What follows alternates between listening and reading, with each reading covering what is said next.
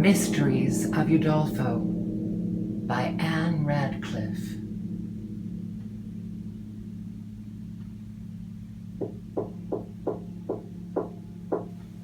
Chapter 13.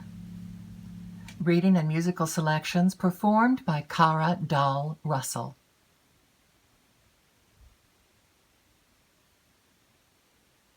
Quote, "As when a shepherd of the Hebrid Isles, placed far amid the melancholy main, whether it be lone fancy him beguiles, or that aerial being sometimes deign to stand embodied in our senses plain, sees on the naked hill or valley low, the whilst in ocean Phoebus dips his wain, a vast assembly moving to and fro, then all at once in air dissolves the wondrous show." End quote. Castle of Indolence.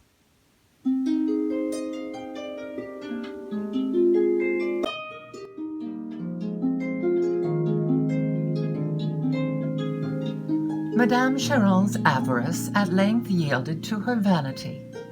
Some very splendid entertainments which Madame Clerval had given, and the general adulation which was paid to her, made the former more anxious than before to secure an alliance that would so much exalt her in her own opinion and in that of the world. She proposed terms for the immediate marriage of her niece, and offered to give Emily a dower, provided Madame Clerval observed equal terms on the part of her nephew. Madame Clerval listened to the proposal, and, considering that Emily was the apparent heiress of her aunt's wealth, accepted it. Meanwhile, Emily knew nothing of the transaction, till Madame Cheron informed her that she must make preparation for the nuptials, which would be celebrated without further delay. Then, astonished and wholly unable to account for this sudden conclusion, which Valancourt had not solicited, for he was ignorant of what had passed between the elder ladies, and had not dared to hope such good fortune, she decisively objected to it. Madame Cheron, however, quite as jealous of contradiction now as she had been formerly, contended for a speedy marriage with as much vehemence as she had formerly opposed whatever had the most remote possibility of leading to it, and Emily's scruples disappeared when she saw again Valancourt, who was now informed of the happiness designed for him, and came to claim a promise of it from herself.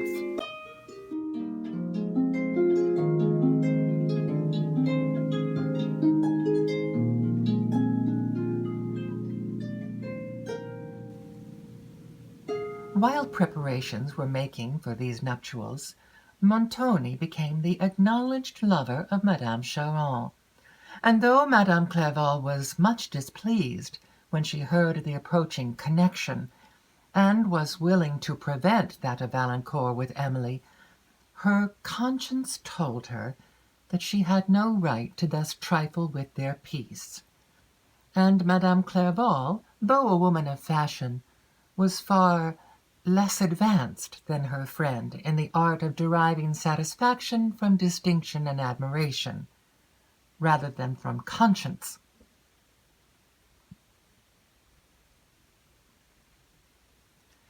Emily observed with concern the ascendancy which Montoni had acquired over Madame Cheron, as well as the increasing frequency of his visits, and her own opinion of this Italian was confirmed by that of Valancourt, who had always expressed a dislike of him.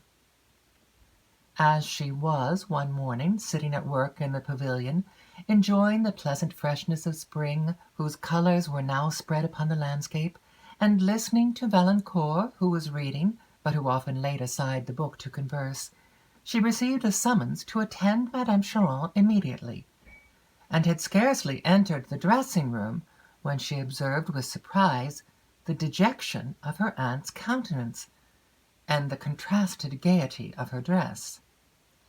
"So, niece," said Madame, and she stopped under some degree of embarrassment, "I sent for you. I wished to see you. I have news to tell you. From this hour you must consider the Signor Montoni as your uncle. We were married this morning." Astonished, not so much at the marriage as at the secrecy with which it had been concluded, and the agitation with which it was announced, Emily, at length, attributed the privacy to the wish of Montoni rather than that of her aunt. His wife, however, intended that the contrary should be believed, and therefore added, "Oh, you see, I wish to avoid a bustle, but now the ceremony is over, I shall do so no longer, and I wish to announce to my servants that they must receive the Signor Montoni as their master." Emily made a feeble attempt to congratulate her on these apparently imprudent nuptials. "I shall now celebrate my marriage with some splendor," continued Madame Montoni, "and to save myself time, I shall avail myself of the preparation that has been made for yours, which will, of course, be delayed a little while. Such of your wedding clothes as are ready I shall expect you to appear in to do honor to this festival. I also wish you to inform Monsieur Valancourt that I have changed my name, and he will acquaint Madame Clerval. In a few days I shall give a grand entertainment, at which I shall request their presence." Emily was so lost in surprise and various thought that she made Madame Montoni scarcely any reply, but at her desire she returned to inform Valancourt of what had passed. Surprise was not his predominant emotion on hearing of these hasty nuptials, and when he learned that they were to be the means of delaying his own, and that the very ornaments of the château, which had been prepared to grace the nuptial day of his Emily, were to be degraded to the celebration of Madame Montoni's, grief and indignation agitated him alternately. He could conceal neither from the observation of Emily, whose efforts to abstract him from these serious emotions, and to laugh at the apprehensive considerations that assailed him, were ineffectual, and when, at length, he took leave, there was an earnest tenderness in his manner that extremely affected her. She even shed tears when he disappeared at the end of the terrace, yet knew not exactly why she should do so.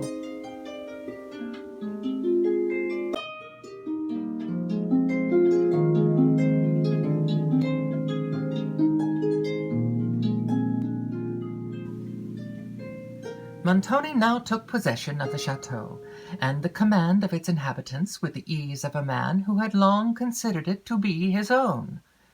His friend Cavigni, who had been extremely serviceable in having paid Madame Cheron the attention and flattery which she required, but from which Montoni too often revolted, had apartments assigned to him, and received from the domestics an equal degree of obedience with the master of the mansion.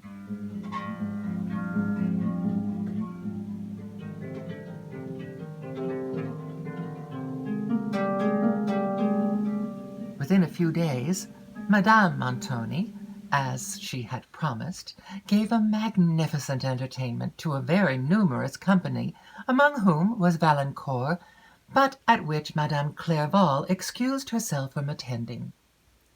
There was a concert, ball, and supper. Valancourt was, of course, Emily's partner, and though, when he gave a look to the decorations of the apartments, he could not but remember that they were designed for other festivities than those they now contributed to celebrate, he endeavoured to check his concern by considering that a little while only would elapse before they would be given to their original destination. During this evening Madame Montoni danced, laughed, and talked incessantly, while Montoni, silent, reserved, and somewhat haughty, seemed weary of the parade and of the frivolous company it had drawn together. This was the first and the last entertainment given in celebration of their nuptials. Montoni, though the severity of his temper and the gloominess of his pride prevented him from enjoying such festivities, was extremely willing to promote them. It was seldom that he could meet in any company a man of more address, and still seldomer one of more understanding, than himself. The balance of advantage in such parties, or in the connections which might arise from them, must therefore be on his side, and knowing, as he did, the selfish purposes for which they are generally frequented, he had no objection to measure his talents of dissimulation with those of any other competitor for distinction and plunder. But his wife, who, when her own interest was immediately concerned, had sometimes more discernment than vanity, acquired a consciousness of her inferiority to other women in personal attractions, which, uniting with the jealousy natural to the discovery, counteracted his readiness for mingling with all the parties Toulouse could afford. Till she had, as she supposed, the affections of a husband to lose, she had no motive for discovering the unwelcome truth, and it had never obtruded itself upon her. But now that it had influenced her policy, she opposed her husband's inclination for company with the more eagerness, because she believed him to be really as well received in the female society of the place as, during his addresses to her, he had affected to be.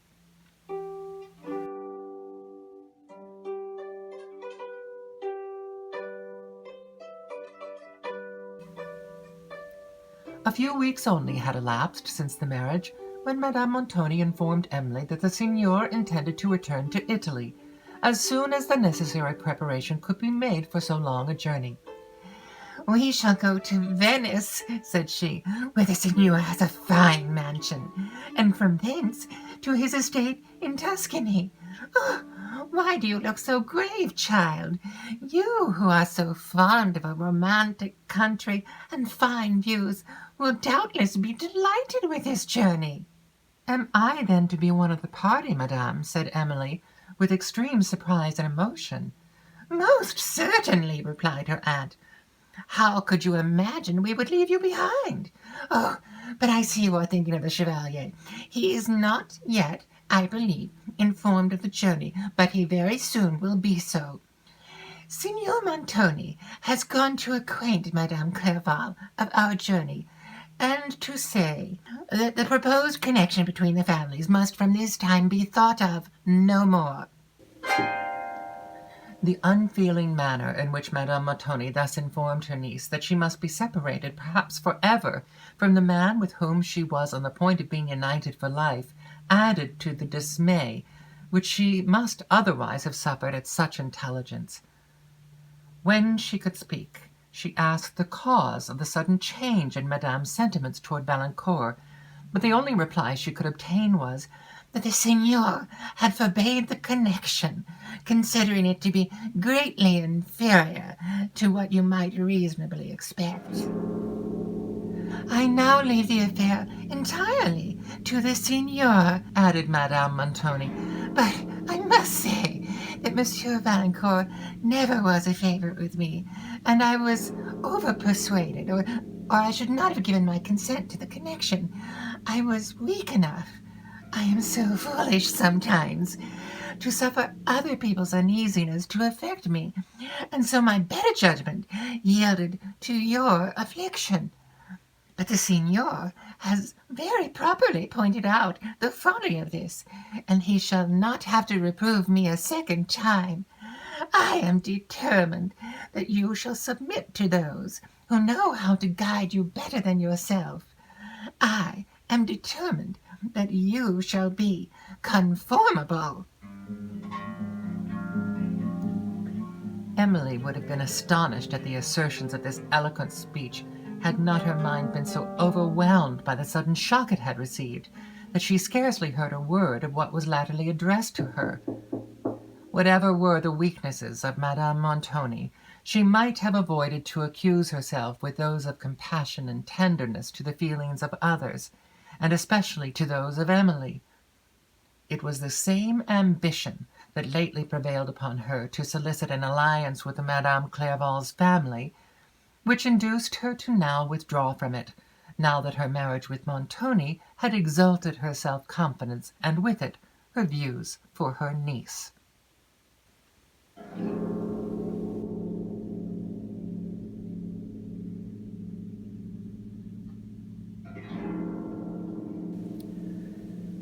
Emily was at this time too much affected to employ either remonstrance or entreaty on this topic, and when, at length, she attempted the latter, her emotion overcame her speech, and she retired to her apartment, to think, if in the present state of her mind to think was possible, upon this sudden and overwhelming subject.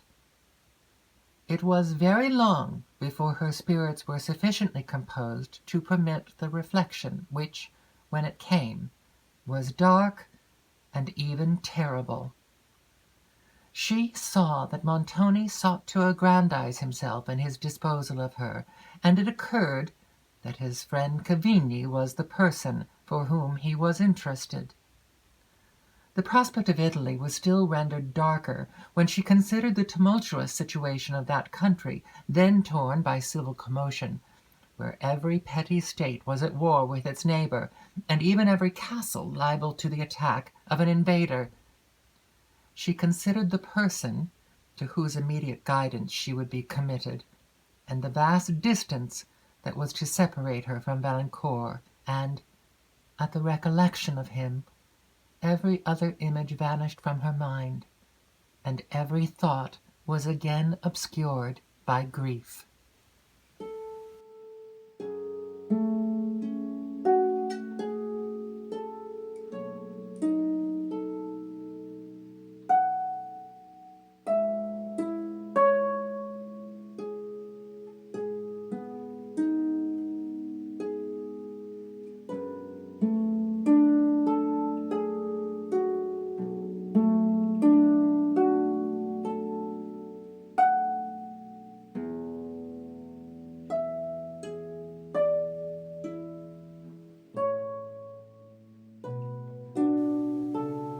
In this perturbed state she passed some hours, and, when she was summoned to dinner, she entreated permission to remain in her own apartment, but Madame Montoni was alone, and the request was refused.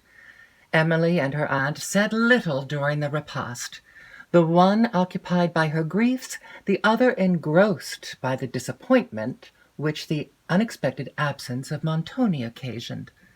For not only was her vanity piqued by the neglect, but her jealousy was alarmed by what she considered as an mysterious engagement. When the cloth was drawn and they were alone, Emily renewed the mention of Valancourt, but her aunt, neither softened to pity nor awakened to remorse, became enraged that her will should be opposed and the authority of Montoni questioned, though this was done by Emily with her usual gentleness, who, after a long and torturing conversation, retired in tears.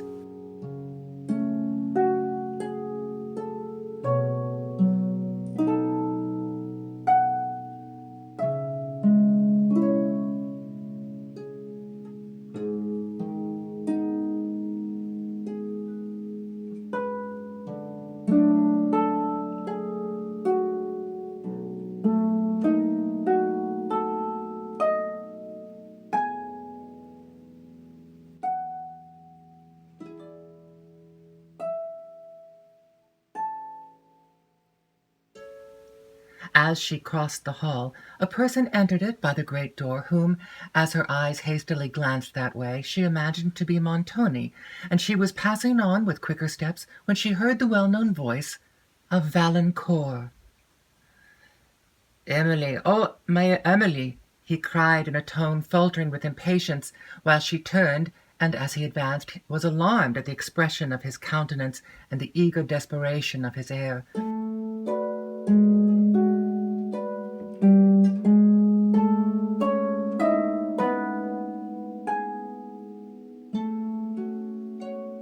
"In tears, Emily, I would speak with you," said he. "I have much to say. Conduct me to where we may converse. But you tremble. You are ill. Let me lead you to a seat." He observed the open door of an apartment, and hastily took her hand to lead her thither, but she attempted to withdraw it, and said with a languid smile, "I am better already. If you wish to see my aunt, she is in the dining parlour." "I must speak with you, my Emily," replied Valancourt. "Good God! Is it already come to this? Are you indeed so willing to resign me? But This is an improper place. I am overheard. Let me entreat your attention, if only for a few minutes."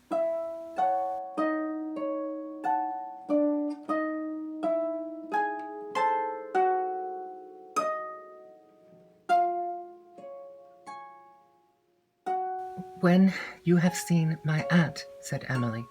"I was wretched enough when I came hither," exclaimed Valancourt. "Do not increase my misery by this coldness, this cruel refusal."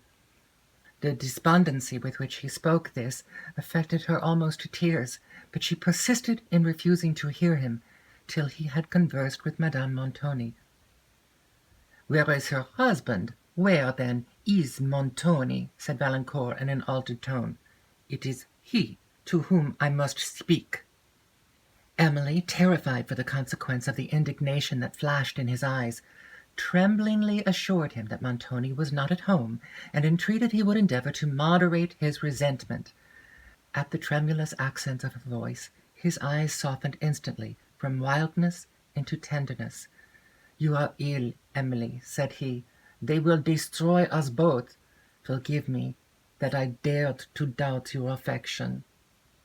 Emily no longer opposed him as he led her into an adjoining parlour.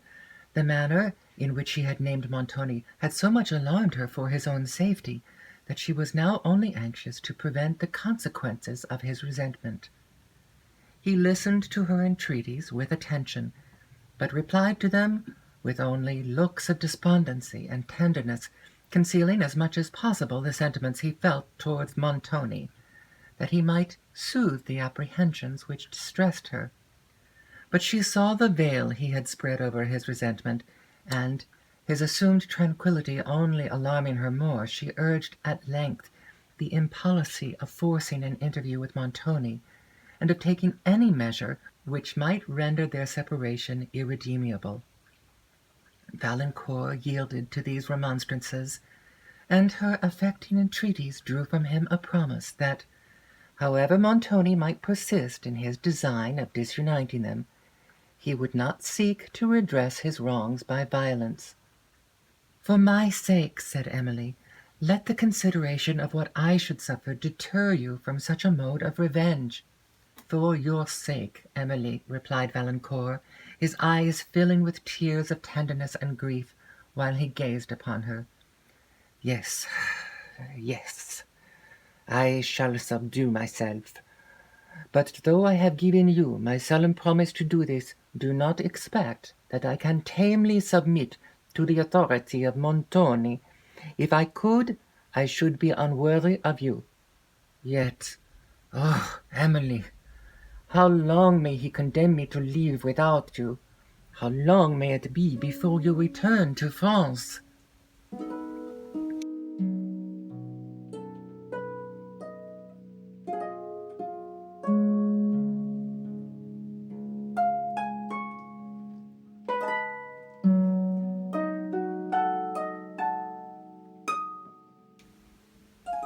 Emily endeavoured to soothe him with assurances of her unalterable affection, and by representing that in little more than a year she should be her own mistress as far as related to her aunt, from whose guardianship her age would then release her, assurances which gave little consolation to Valancourt, who considered that she would then be in Italy, and in the power of those whose dominion over her would not cease with their rights.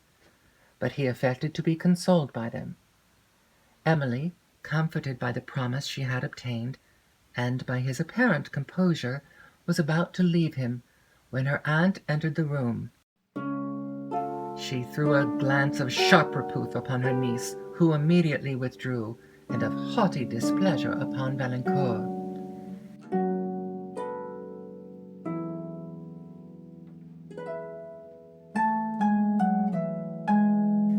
"This is not the conduct I should have expected from you, sir," said she.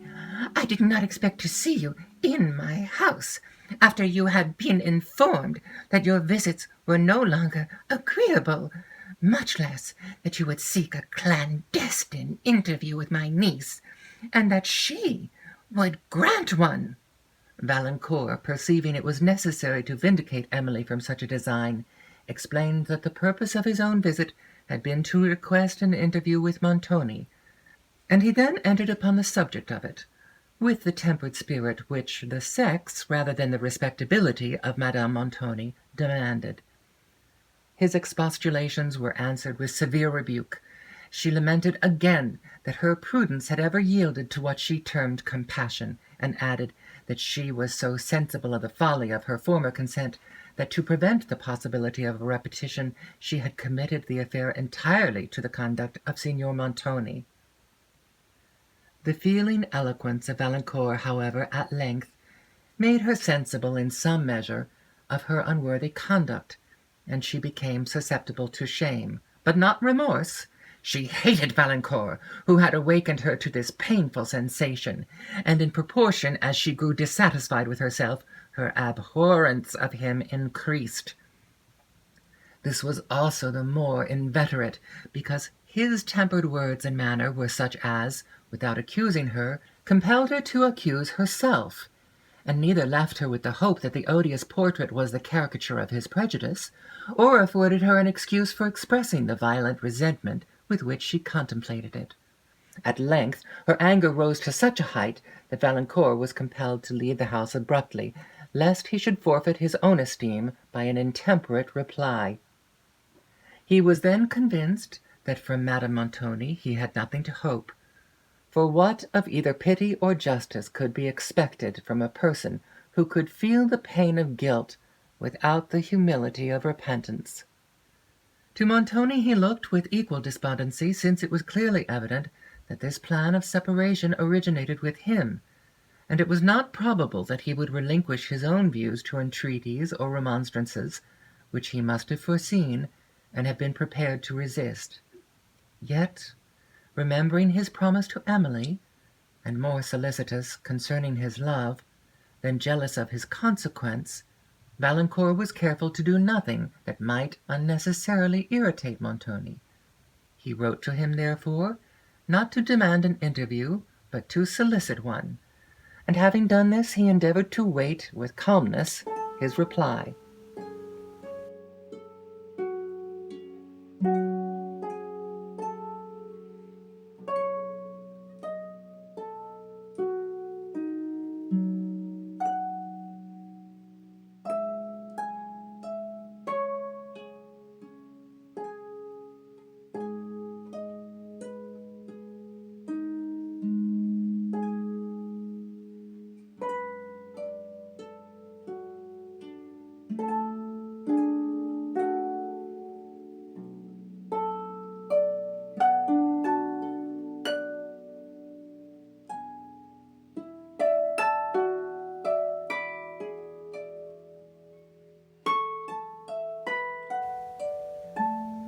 Madame Clerval was passive in the affair.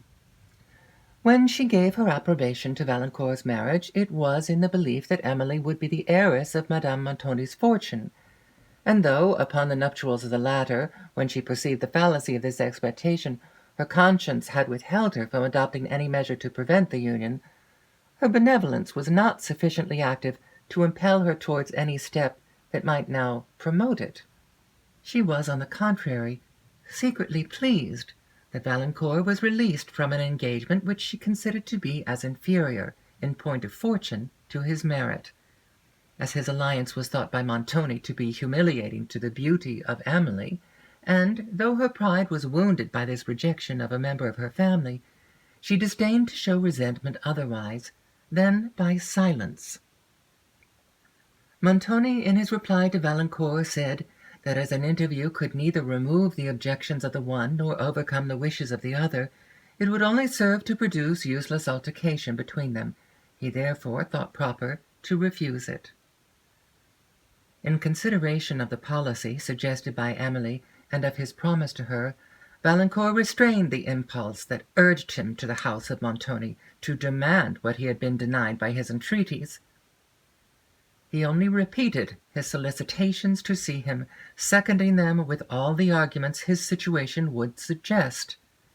Thus several days passed in remonstrance on one side and inflexible denial on the other, for, whether it was fear, or shame, or the hatred which results from both, that made Montoni shun the man he had injured, he was peremptory in his refusal, and was neither softened to pity by the agony which Valancourt's letters portrayed, nor awakened to a repentance of his own injustice by the strong remonstrances he employed.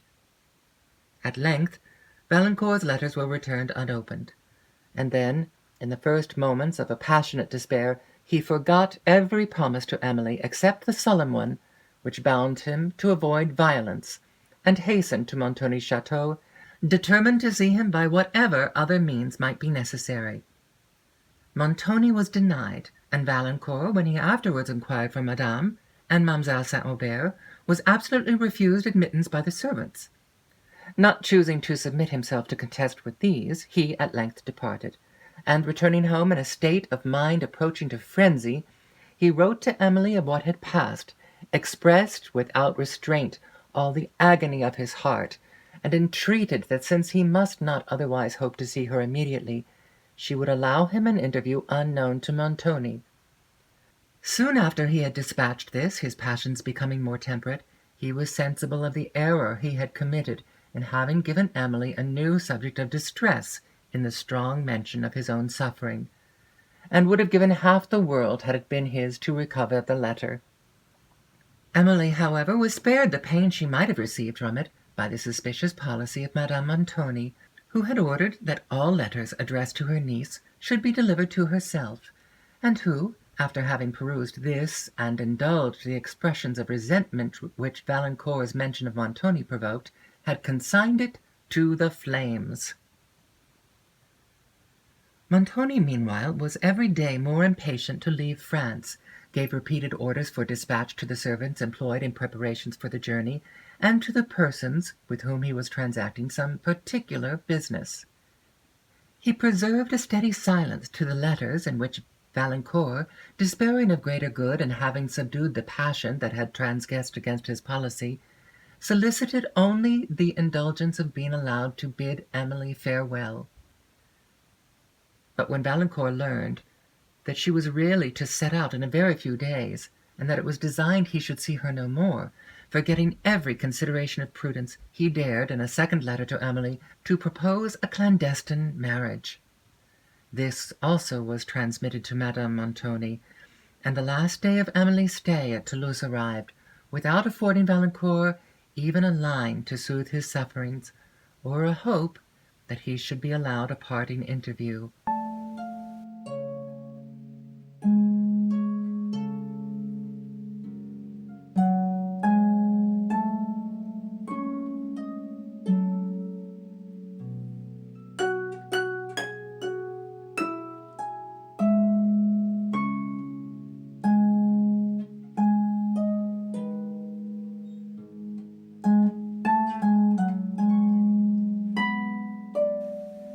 During this period of torturing suspense to Valancourt, Emily was sunk into that kind of stupor with which sudden and irremediable misfortune sometimes overwhelms the mind.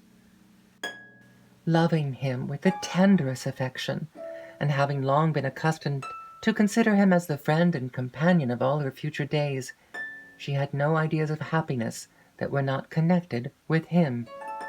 What, then, must have been her suffering, when thus suddenly they were to be separated, perhaps forever, certainly to be thrown into distant parts of the world, where they could scarcely hear of each other's existence, and all this in obedience to the will of a stranger, for such as Montoni, and of a person who had but lately been anxious to hasten their nuptials.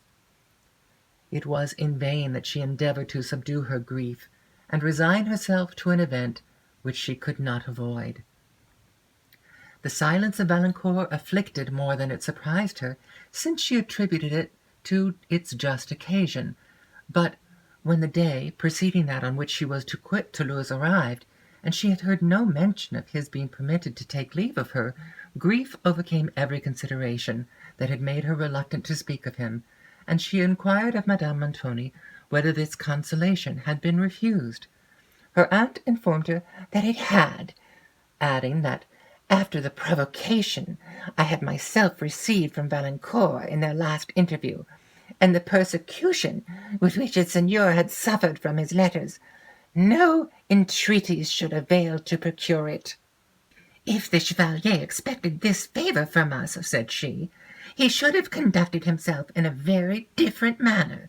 He should have waited patiently till he knew whether we were disposed to grant it, and not have come and reproved me, because I did not think it proper to bestow my niece upon him, and then to have persisted in troubling the Signor, because he did not think proper to enter into any dispute about so childish an affair.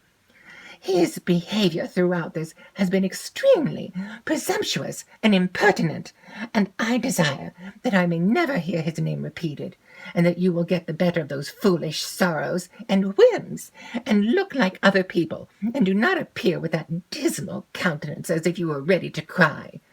For though you say nothing, you cannot conceal your grief from my penetration. I can see you are ready to cry at this moment, though I am reproving you for it, I, even now, in spite of my commands.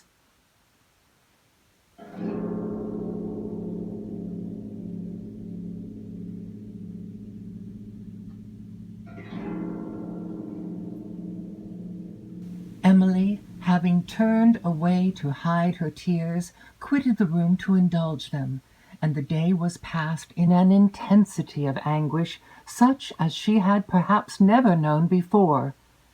When she withdrew to her chamber for the night, she remained in the chair where she had placed herself, on entering the room, absorbed in her grief, till long after every member of the family, except herself, was retired to rest.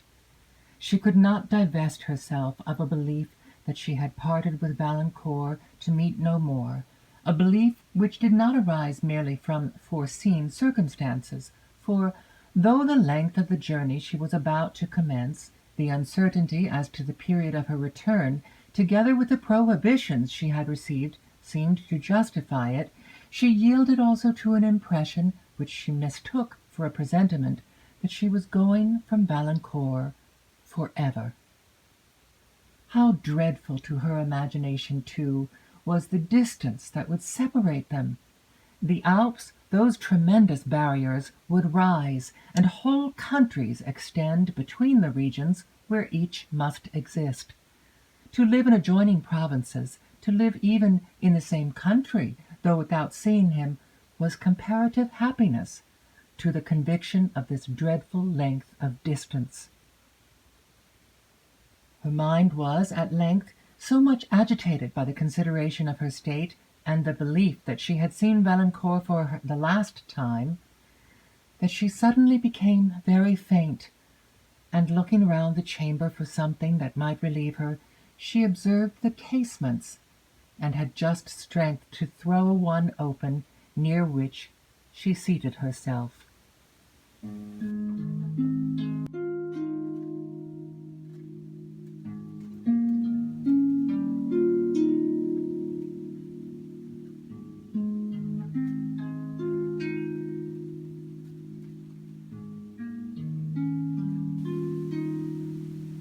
The air recalled her spirits, and the still moonlight that fell upon the elms of a long avenue fronting the window somewhat soothed them, and determined her to try whether exercise and the open air would not relieve the intense pain that bound her temples.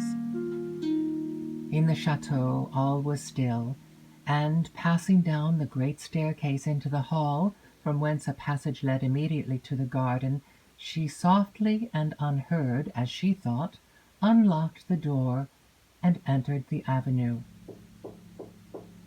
Emily passed on with steps now hurried and now faltering, as, deceived by the shadows among the trees, she fancied she saw some person move in the distant perspective, and feared that it was a spy of Madame Montoni. Her desire, however, to revisit the pavilion, where she had passed so many happy hours with Valancourt, and had admired with him the extensive prospect over Languedoc and her native Gascony, overcame her apprehension of being observed, and she moved on towards the terrace, which, running along the upper garden, commanded the whole of the lower one, and communicated with it by a flight of marble steps that terminated the avenue. Having reached these steps, she paused a moment to look around, for her distance from the chateau now increased the fear which the stillness and obscurity of the hour had awakened. But perceiving nothing that could justify it, she ascended to the terrace, where the moonlight showed the long broad walk, with the pavilion at its extremity, while the rays silvered the foliage of the high trees and shrubs that bordered it on the right, and the tufted summits of those that rose to a level with the balustrade on the left from the garden below. Her distance from the chateau again alarming her, she paused to listen. The night was so calm that no sound could have escaped her, but she heard only the plaintive sweetness of the nightingale, with the light shiver of the leaves, and she pursued her way towards the pavilion, having reached which its obscurity did not prevent the emotion that a fuller view of its well-known scene would have elicited. The lattices were thrown back, and showed beyond their embowered arch the moonlight landscape, shadowy and soft, its groves and plains extending gradually and indistinctly to the eye, its distant mountains catching a stronger gleam, and the nearer river reflecting the moon and trembling to her rays.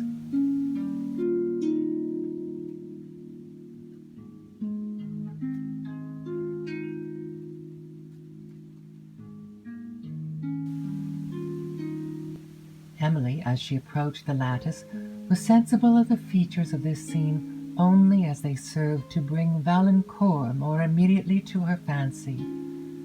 "Ah," said she, with a heavy sigh, as she threw herself into a chair by the window, "how often have we sat together in this spot, often have looked upon that landscape! Never, never more shall we view it together, never, never more, perhaps, shall we look upon each other." Her tears were suddenly stopped by terror. A voice spoke near her in the pavilion. She shrieked. It spoke again, and she distinguished the well-known tones of Valancourt. It was indeed Valancourt who supported her in his arms. For some moments their emotion would not suffer either to speak. "Emily," said Valancourt at length, as he pressed her hand in his. "Emily!" And he was again silent, but the accent in which he had pronounced her name expressed all his tenderness and sorrow. "Oh, my Emily," he resumed after a long pause, "I do then see you once again, and hear again the sound of that voice. I have haunted these places, these gardens, for many, many nights, with a faint, very faint hope of seeing you. This was the only chance that remained to me, and thank heaven it has at length succeeded. I am not condemned to absolute despair." Emily said something, she scarcely knew what, expressive of her unalterable affection, and endeavored to calm the agitation of his mind. But Valancourt could for some time only utter incoherent expressions of his emotions, and when he was somewhat more composed, he said, "I came hither soon after sunset, and have been watching in the gardens and in this pavilion ever since, for though I had now given up all hope of seeing you, I could not resolve to tear myself from a place so near to you, and should probably have lingered about the chateau till morning dawned. Oh, how heavily the moments have passed! Yet with what various emotion have they been marked, as I sometimes thought I heard footsteps, and fancied you were approaching, and then again perceived only a dead and dreary silence. But when you opened the door of the pavilion, and the darkness prevented my distinguishing with certainty whether it was my love, my heart beat so strongly with hopes and fears that I could not speak. The instant I heard the plaintive accents of your voice, my doubts vanished, but not my fears, till you spoke of me. Then, losing the apprehension of alarming you in the excess of my emotion, I could no longer be silent. Oh, Emily, these are moments in which joy and grief struggle so powerfully for preeminence that the art can scarcely support the contest. Emily's heart acknowledged the truth of this assertion, but the joy she felt on thus meeting Valancourt, at the very moment when she was lamenting that they must probably meet no more, soon melted into grief, as reflection stole over her thoughts and imagination prompted visions of the future. She struggled to recover the calm dignity of mind which was necessary to support her through this last interview, and which Valancourt found it utterly impossible to attain, for the transports of his joy changed abruptly to those of suffering, and he expressed in the most impassioned language his horror of this separation, and his despair of their ever meeting again. Emily wept silently as she listened to him, and then, trying to command her own distress and to soothe his, she suggested every circumstance that could lead to hope. But the energy of his fears led him instantly to detect the friendly fallacies which she endeavored to impose on herself and him, and also to conjure up illusions too powerful for his reason. "You are going from me," said he, "to a distant country. Oh, how distant! To new society, new friends, new admirers, with people, too, who will try to make you forget me and to promote new connections. How can I know this and not know that you will never return for me, never can be mine?" His voice was stifled by sighs. "You believe, then," said Emily, "that the pangs I suffer proceed from a trivial and temporary interest? You believe—" "Suffer," interrupted Valancourt, "suffer for me! Oh, Emily, how sweet, how bitter are those words! What comfort, what anguish do they give! I ought not to doubt the steadiness of your affection, yet such is the inconsistency of real love, that it is always awake to suspicion, however unreasonable, always requiring new assurances from the object of its interest. And thus it is that I always feel revived, as by a new conviction, when your words tell me I am dear to you, and wanting these I relapse into doubt, and too often into despondency." Then, seeming to recollect himself, he exclaimed, "But what a wretch am I, thus to torture you, and in these moments too, I who ought to support and comfort you!" This reflection overcame Valancourt with tenderness, but, relapsing into despondency, he again felt only for himself, and lamented again this cruel separation, in a voice and words so impassioned that Emily could no longer struggle to repress her own grief, or to soothe his.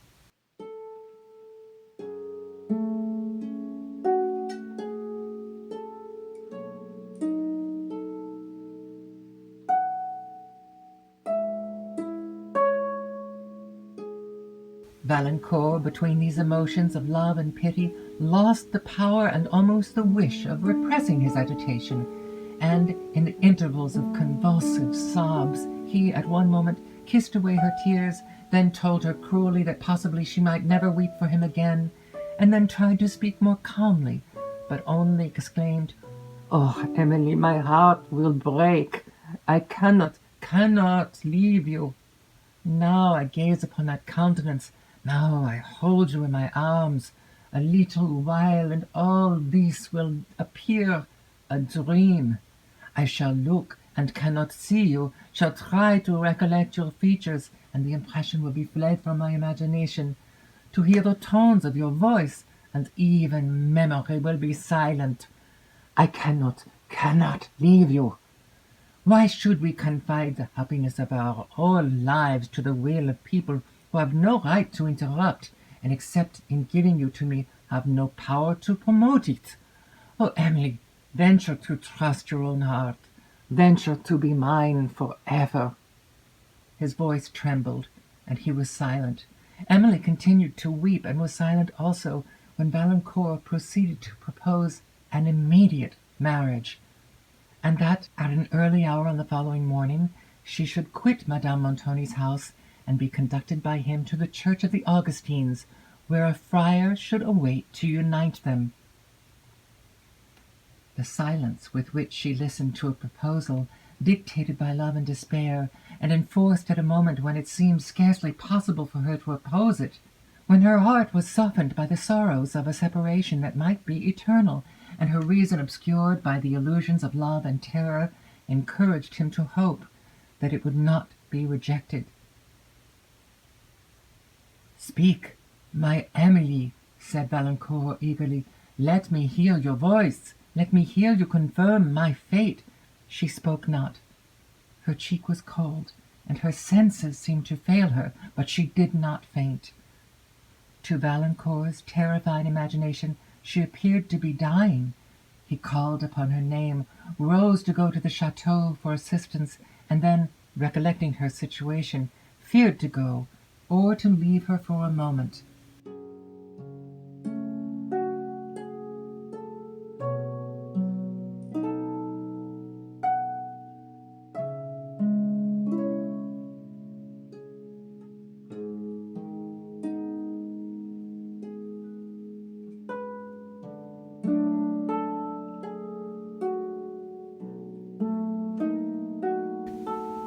After a few minutes she drew a deep sigh and began to revive.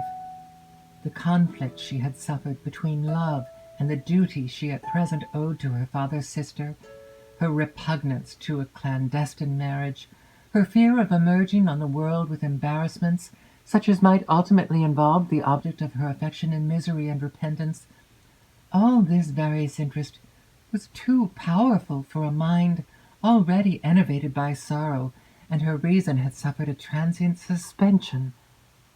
But duty and good sense, however hard the conflict, at length triumphed over affection and a mournful presentiment. Above all, she dreaded to involve Valancourt in obscurity and vain regret, which she saw, or thought she saw, must be the too certain consequence of a marriage in their present circumstances. And she acted, perhaps, with somewhat more than female fortitude, when she resolved to endure a present rather than provoke a distant misfortune. With a candour that proved how truly she esteemed and loved him, and which endeared her to him, if possible, more than ever, she told Valancourt all her reasons for rejecting his proposals. Those which influenced her concerning his future welfare he instantly refuted, or rather contradicted, but they awakened tender considerations for her, which the frenzy of passion and despair had concealed before, and love, which had but lately prompted him to propose a clandestine and immediate marriage, now induced him to renounce it. The triumph was almost too much for his heart. For Emily's sake he endeavoured to stifle his grief, but the swelling anguish would not be restrained. "Oh, Emily," said he, "I must leave you, and I know it is forever."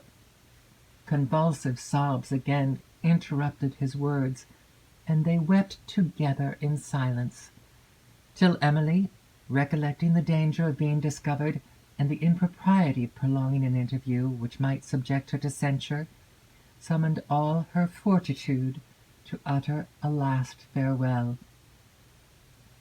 "Stay," said Valancourt, "I conjure you to stay, for I have much to tell you. The agitation of my mind has hitherto suffered me to speak only on the subject that occupied it. I have forborne to mention the doubt of much importance, partly lest it appear as if I told it with an ungenerous view of alarming you into compliance with my late proposal." Emily, much agitated, did not leave Valancourt, but she led him from the pavilion, and, as they walked upon the terrace, he proceeded as follows. "This Montoni, I have heard some strange hints concerning him. Are you certain he is of Madame Quesnel's family, and that his fortune is what it appears to be?" "I have no reason to doubt either," replied Emily, in a voice of alarm. "Of the first, indeed, I cannot doubt, but I have no certain means of judging the latter, and I entreat you will tell me all you have heard." "That I certainly will. but it is very imperfect and unsatisfactory information. I have gathered it by accident from an Italian who was speaking to another person of Montoni. They were talking of his marriage. The Italian said that if he was the person he meant, he was not likely to make Madame Cheron happy. He proceeded to speak of him in general terms of dislike, and then gave some particular hints concerning his character that excited my curiosity, and I ventured to ask him a few questions. He was reserved in his replies, but after hesitating for some time, he owned that he understood abroad that Montoni was a man of desperate fortune and character. He said something of a castle of Montoni's, situated among the Apennines, and of some strange circumstances that might be mentioned as to a former mode of life. I pressed him to inform me further, but I believe the strong interest I felt was visible in my manner and alarmed him, for no entreaties could prevail with him to give any explanation of the circumstances he had alluded to, or to mention anything further concerning Montoni. I observed to him that, if Montoni was possessed of a castle in the Apennines, it appeared from such a circumstance that he was of some family, and also seemed to contradict the report that he was a man of entirely broken fortunes. He shook his head, and looked as if he could have said a great deal, but made no reply. A hope of learning something more satisfactory or more positive detained me in his company for a considerable time, and I renewed the subject repeatedly, but the Italian wrapped himself up in reserve, said that what he had mentioned he had caught only from a floating report, and that reports frequently arose from personal malice, and were very little to be depended upon. I forbore to press the subject further, since it was obvious that he was alarmed for the consequence of what he had already said, and I was compelled to remain in uncertainty on a point where suspense is almost intolerable. Think, Emily, what I must suffer to see you depart for a foreign country, committed to the power of a man of such doubtful character as is this Montoni. But I will not alarm you unnecessarily. It is possible, as the Italian said at first, that this is not the Montoni he alluded to. Yet, Emily, consider well before you resolve to commit yourself to him. Oh, I must not trust myself to speak, or I shall renounce all the motives which so lately influenced me to resign the hope of your becoming mine immediately. Valancourt walked upon the terrace with hurried steps, while Emily remained leaning on the balustrade in deep thought. The information she had just received excited, perhaps, more alarm than it could justify, and raised once more the conflict of contrasted interest. She had never liked Montoni. The fire and keenness of his eye, its proud exaltation, its bold fierceness, its sullen watchfulness, as occasion, and even slight occasion, had called forth the latent soul she had often observed with emotion, while from the usual expression of his countenance she had always shrunk. From such observations she was more inclined to believe that it was this Montoni of whom the Italian had uttered his suspicious hints. The thought of being solely in his power in a foreign land was terrifying to her, and it was not by terror alone that she was urged to an immediate marriage with Valancourt. The tenderest love had already pleaded his cause, but had been unable to overcome her opinion as to her duty, her disinterested considerations for Valancourt, and the delicacy which made her revolt from a clandestine union. It was not to be expected that a vague terror would be more powerful than the united influence of love and grief, but it recalled all their energy, and rendered a second conquest necessary. With Valancourt, whose imagination was now awake to the suggestion of every passion, whose apprehensions for Emily had acquired strength by the mere mention of them, and became every instant more powerful, as his mind brooded over them, with Valancourt no second contest was attainable.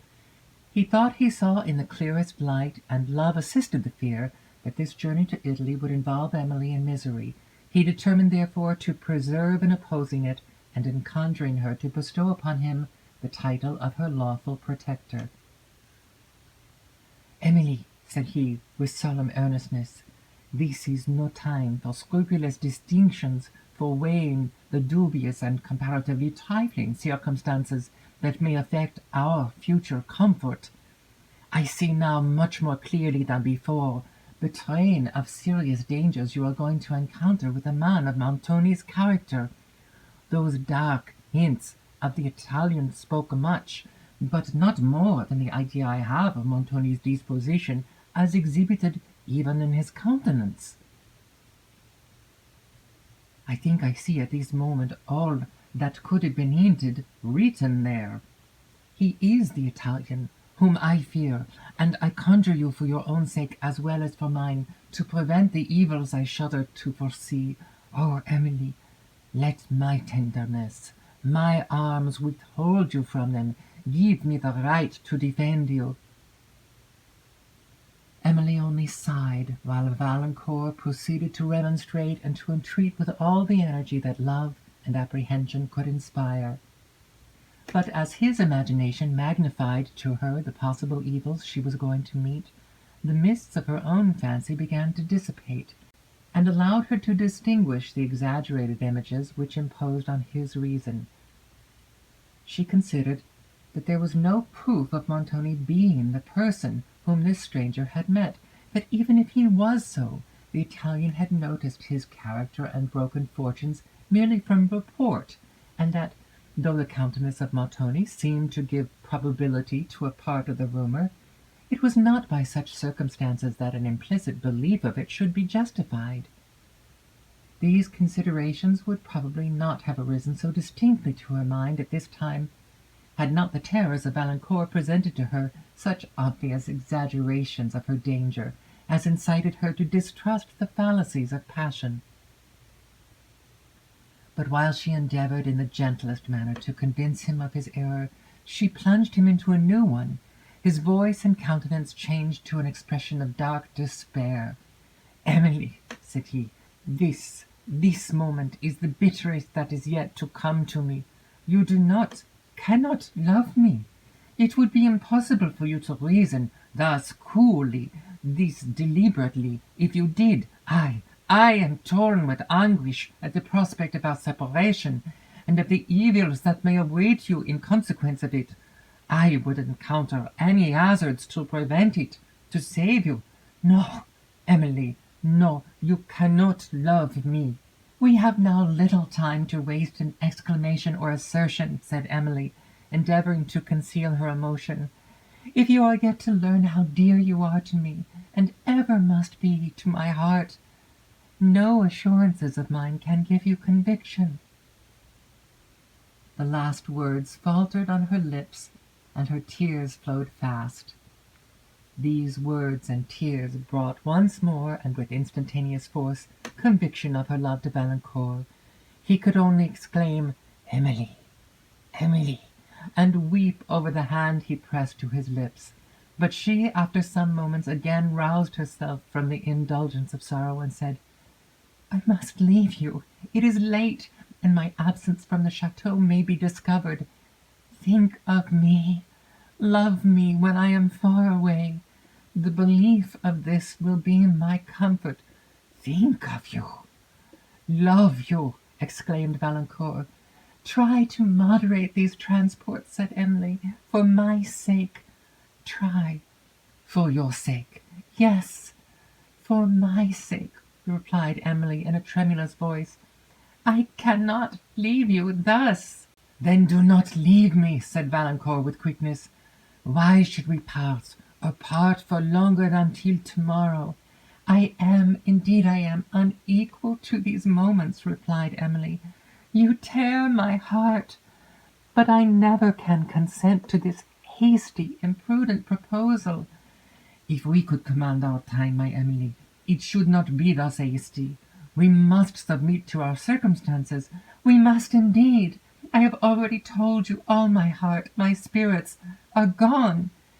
You allowed the force of my objections till your tenderness called up vague terrors, which have given us both unnecessary anguish. Spare me. Do not oblige me to repeat the reasons I have already urged. Spare you, cried Valancourt. I am a wretch, a very wretch that have felt only for myself. I, who ought to have shown the fortitude of a man, who ought to have supported you, I have increased your sufferings by the conduct of a child. Forgive me, Emily. Think of the distraction of my mind now that I am about to part with all that is dear to me, and forgive me. When you are gone, I shall recollect, with bitter remorse, what I have made you suffer, and I shall wish in vain that I could see you, if only for a moment, that I might soothe your grief. Tears again interrupted his voice, and Emily wept with him. I will show myself more worthy of your love, said Valancourt at length. I will not prolong these moments. My Emily, my own Emily, never forget me. God knows when we shall meet again.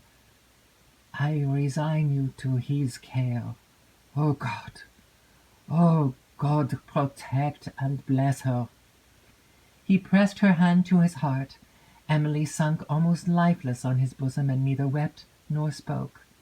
Valancourt, now commanding his own distress, tried to comfort and reassure her, but she appeared totally unaffected by what he said, and a sigh which she uttered now and then was all that proved she had not fainted.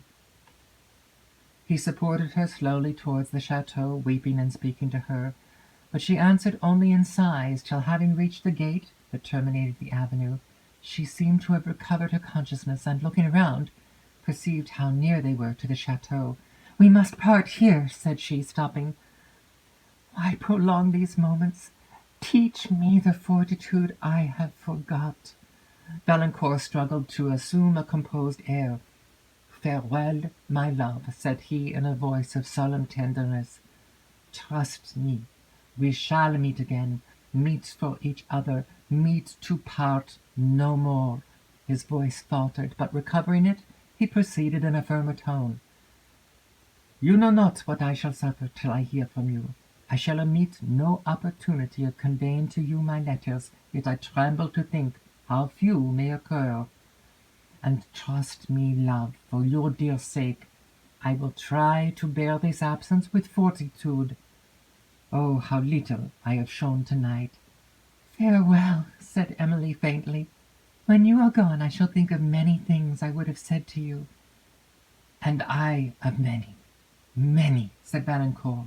"I never left you yet, that I did not immediately remember some question, or some entreaty, or some circumstance concerning my love, that I earnestly wished to mention, and felt wretched because I could not.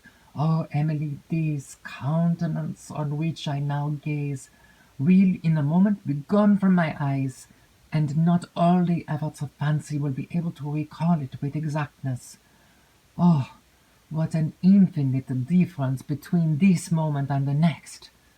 Now I am in your presence, can behold you, then all will be a dreary blank, and I shall be a wanderer, exiled from my only home." Valancourt again pressed her to his heart, and held her there in silence, weeping. Tears once again calmed her oppressed mind. They again bade each other farewell, lingered a moment, and then parted. Valancourt seemed to force himself from the spot. He passed hastily up the avenue, and Emily, as she moved slowly towards the chateau, heard his distant steps. She listened to the sounds as they sunk fainter and fainter, till the melancholy stillness of the night alone remained. And then she hurried to her chamber to seek repose, which, alas, was fled from her wretchedness.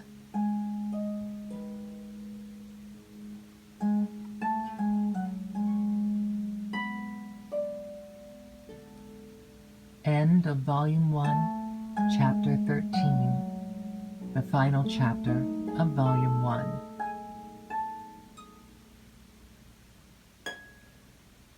Reading and music selections performed by Kara Dahl Russell.